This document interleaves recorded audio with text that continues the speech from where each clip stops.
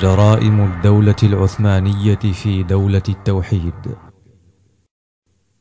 منذ سنوات ونحن نرى تمجيدا للدولة العثمانية، وازداد التمجيد والثناء على الدولة العثمانية بعدما يسمى بالربيع العربي،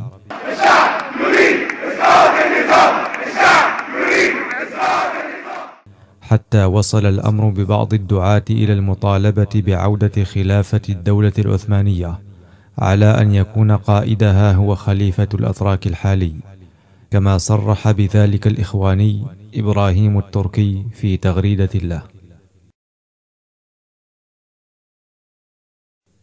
بل إن الأتراك صرحوا في لقاءاتهم المعلنة إلى أنهم يسعون لإعادة مجد تاريخ الدولة العثمانية والسيطرة على العالم من جديد، ومن ذلك ما جاء في هذا المقطع.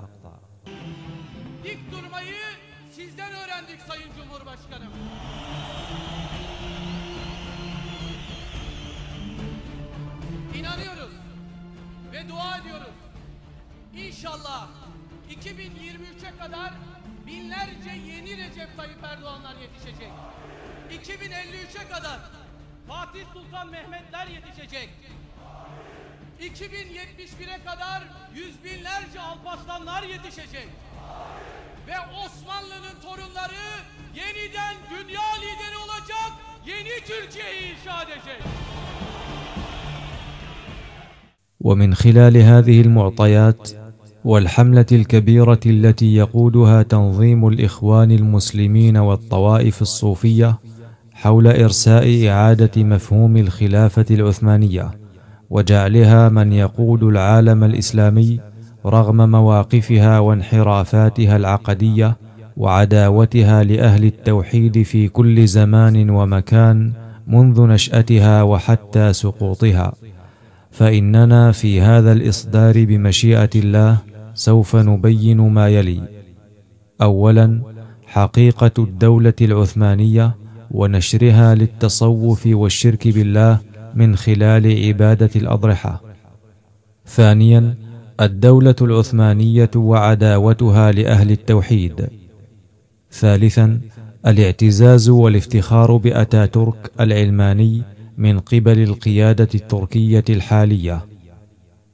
أولا، حقيقة الدولة العثمانية ونشرها للتصوف والشرك بالله من خلال عبادة الأضرحة.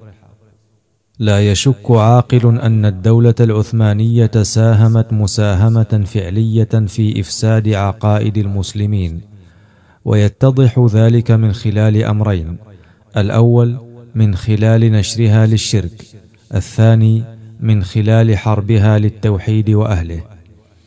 وقد نشرت الدولة العثمانية الشرك بنشرها للتصوف الشركي القائم على عبادة القبور والأولياء، وهذا ثابت لا يجادل فيه أحد حتى من الذين يدافعون عنها. وسوف ننقل فيما يلي بعض النصوص التي تثبت ذلك من المتعاطفين مع الدولة العثمانية. فقد قال عبد العزيز الشناوي في كتابه: الدولة العثمانية دولة إسلامية مفترى عليها على سبيل المدح. وقد كان من مظاهر الاتجاه الديني في سياسة الدولة تشجيع التصوف بين العثمانيين، وقد تركت الدولة مشايخ الطرق الصوفية يمارسون سلطات واسعة على المريدين والأتباع. وانتشرت هذه الطرق أولا انتشارا واسعا في آسيا الوسطى، ثم انتقلت إلى معظم أقاليم الدولة. وقد مدت الدولة يد العون المالي إلى بعض الطرق الصوفية، وكان من أهم الطرق الصوفية النقشبندية والمولوية والبكتاشية والرفاعية. انتهى. وقال محمد قطب الإخواني في كتابه واقعنا المعاصر: لقد كانت الصوفية قد أخذت تنتشر في المجتمع العباسي، ولكنها كانت ركنا منعزلا عن المجتمع. أما في ظل الدولة العثمانية وفي تركيا بالذات فقد صارت هي المجتمع وصارت هي الدين. انتهى. وفي كتاب الفكر الصوفي في ضوء الكتاب والسنة وتنافس السلاطين العثمانيون في بناء التكايا والزوايا والقبور البكتاشية، فبينما ناصرها بعض السلاطين عارضها البعض الآخر مفضلين طريقة أخرى غيرها. انتهى. لذلك فلا عجب من انتشار الشرك واندراس التوحيد في البلاد التي يحكمونها. هذا حال الدولة العثمانية باختصار شديد، وتجاوزنا عن الكثير من النقولات خشية الإطالة في هذا الإصدار، ومن لم تكفه النقول السابقة في بيان حالها فلا حيلة فيه. ثانيا، الدولة العثمانية وعداوتها لأهل التوحيد. أما حرب العثمانيين للتوحيد فمشهور جدا، فقد حاربوا دعوة الشيخ محمد بن عبد الوهاب رحمه الله كما هو معروف، يريدون أن يطفئوا نور الله بأفواههم. وقد حدث في حروب العثمانيين لأهل التوحيد من الفظائع ما يهون ما ارتكبه الصليبيون، وإليك بعض الأمثلة. أرادت الدولة العثمانية حث جنودها على قتل أهل التوحيد، فأصدرت قرارا أن للجندي بكل قتيل مكافأة، ولا بد أن يثبت الجندي القتل، وذلك بقطعه لآذان المقتول وإرسالها إلى الإستانة العاصمة، ففعلوا ذلك في المدينة والقنفذة والقصيم وغيرها. انظر ذلك بالتفصيل في تاريخ العربية السعودية للمؤرخ الروسي فاسيلييف. أما هدمهم للقرى والمدن بل وإحراقهم للمساجد فحدث ولا حرج، انظر ذلك في عنوان المجد. ومن جرائمهم أنهم قاموا بسبي النساء والغلمان من أهل التوحيد وبيعهم. قال المؤرخ الجبرتي في تاريخه: واستهل شهر صفر بيوم الجمعة سنة 35 و200 وألف، وفيه وصل جماعة من عسكر المغاربة والعرب الذين كانوا ببلاد الحجاز، وصحبتهم أسرى من الوهابية نساء وبنات وغلمانا، نزلوا عند الهمايل وطفقوا يبيعونهم على من يشتريهم مع أنهم مسلمون وأحرار. انتهى. ومن جرائمهم كما قال المؤرخ المصري عبد الرحمن الجبرتي في تاريخه عجائب الآثار، وكان معاصرا لتلك الحرب الظالمة، حيث قال: ولقد قال لي بعض أكابرهم من الذين يدعون الصلاح والتورع: أين لنا بالنصر وأكثر عساكرنا على غير الملة، وفيهم من لا يتدين بدين ولا ينتحل مذهبا، وصحبتنا صناديق المسكرات، ولا يسمع في عرضينا أذان ولا تقام به فريضة، ولا يخطر في بالهم ولا خاطرهم شعائر الدين، إلى أن قال: ولما وصلوا بدرا واستولوا عليها وعلى القرى والخيوف، وبها خيار الناس وبها أهل العلم والصلحاء، نهبوهم وأخذوا نساءهم وبناتهم وأولادهم وكتبهم، فكانوا يفعلون فيهم ويبيعونهم من بعضهم لبعض، ويقولون: هؤلاء الكفار الخوارج، حتى اتفق أن بعض أهل بدر الصلحاء طلب من بعض العسكر زوجته، فقال له: حتى تبيت معي هذه الليلة وأعطيها لك من الغد. ومما ذكره الجبرتي عن القسوة البالغة التي لازمت جيوش محمد علي باشا، والفظائع التي ارتكبها ابنه طوسون وابن زوجته إبراهيم وولاة الترك في حوادث 28 و29 و30 و34 و36 و200 وألف، فمن هذه الفظائع رمي جثث القتلى للوحوش والكلاب، وحمل الأسرى من أشرف القوم إلى مصر والإستانة في رقابهم الحديد، يطاف بهم في البلاد على هذه الحالة المهينة ثم يقتلون. ومنها تخريب الدرعية مرتين، وقتل من طالته أيديهم من آل سعود وآل الشيخ، والتنكيل بالعلماء وقتلهم بعد تعذيبهم، فمنهم من كان يربط بأفواه المدافع ثم تطلق فتتناثر لحوم جثثهم في الفضاء، ومنهم من كانت تخلع جميع أسنانه قبل قتله. ومن هذه الفظائع التي تجاوزت الحدود ما رواه الجبرتي في حوادث سنة 27 و200 وألف من أعمال النهب والسلب وهتك الأعراض، وذلك كله مع ما عرفت به جيوش محمد علي الألباني من المجاهرة بارتكاب المعاصي والاستخفاف بالدين وإشاعة الفاحشة جهارا في رمضان ولياليه. انتهى نقلا من كتاب دعوة الإمام محمد بن عبد الوهاب سلفية لا وهابية. ثالثا، الاعتزاز والافتخار بأتاتورك العلماني من قبل القيادة التركية الحالية. دائما ما نسمع سبا وشتما للعلماني أتاتورك من قبل مشايخ الصحوة فرع تنظيم الإخوان المسلمين في دول الخليج، والسبب في ذلك أن أتاتورك هو القائد الذي قطع كل صلة لتركية بالإسلام، وهو من قام بإلغاء المحاكم الشرعية إلى غير ذلك من القضايا التي عرفت عنه وعن عداوته للإسلام. إلا أن للقيادة الحالية في تركيا رأيا آخر في العلماني أتاتورك، ومن ذلك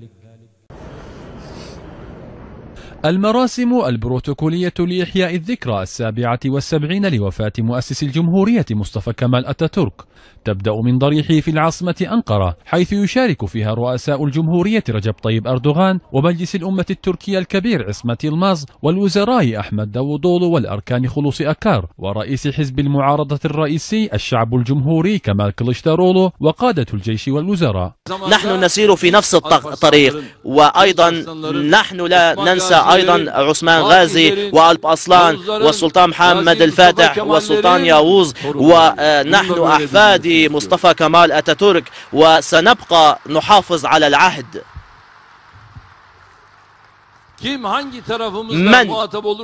من يكون يواجهنا ويريد أن يرد علينا سنقف في وجهه.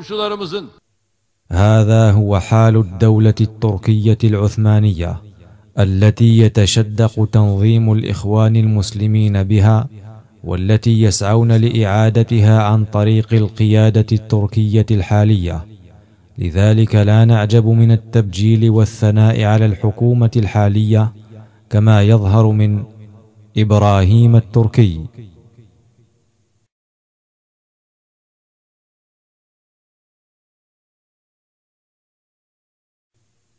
محمد الحضيف،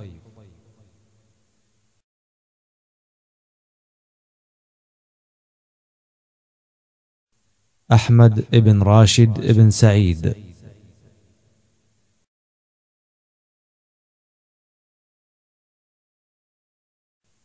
الدكتورة نورة السعد،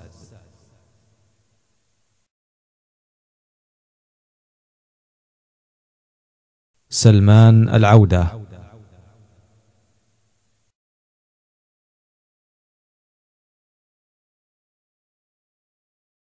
علي العمري،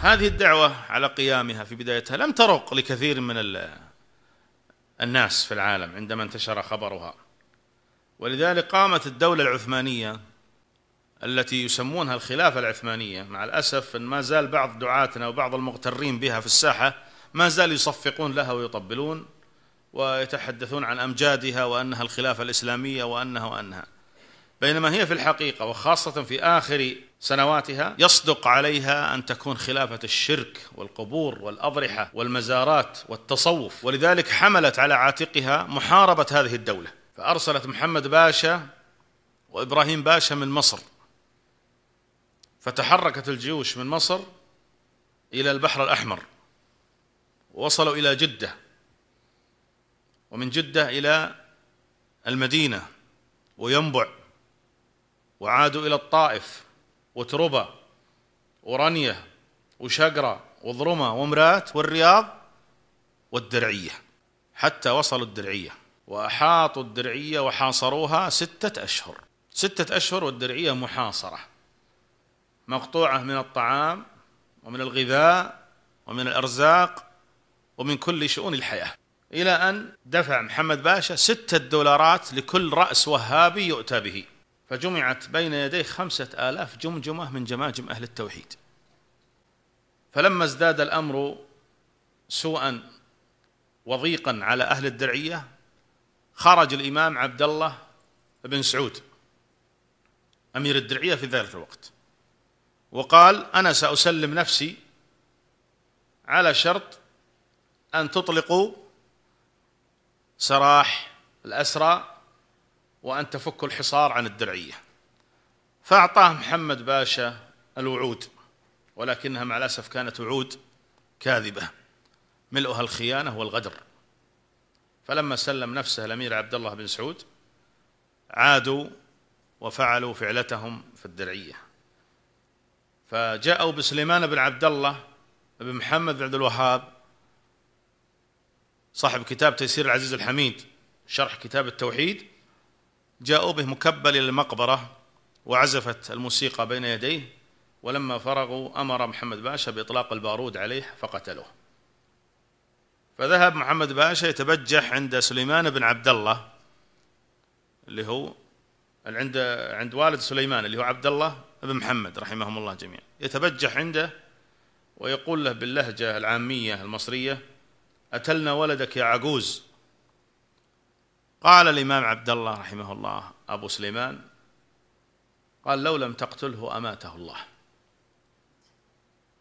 هذه عقيدة الإيمان بالقضاء والقدر، وأن ما أصابنا لم يكن ليخطئنا وما أخطأنا لم يكن ليصيبنا، لو لم تقتله أماته الله. مجموعة نايف بن خالد الإعلامية، بيان الحقيقة هدفنا والتقنية الحديثة وسيلتنا.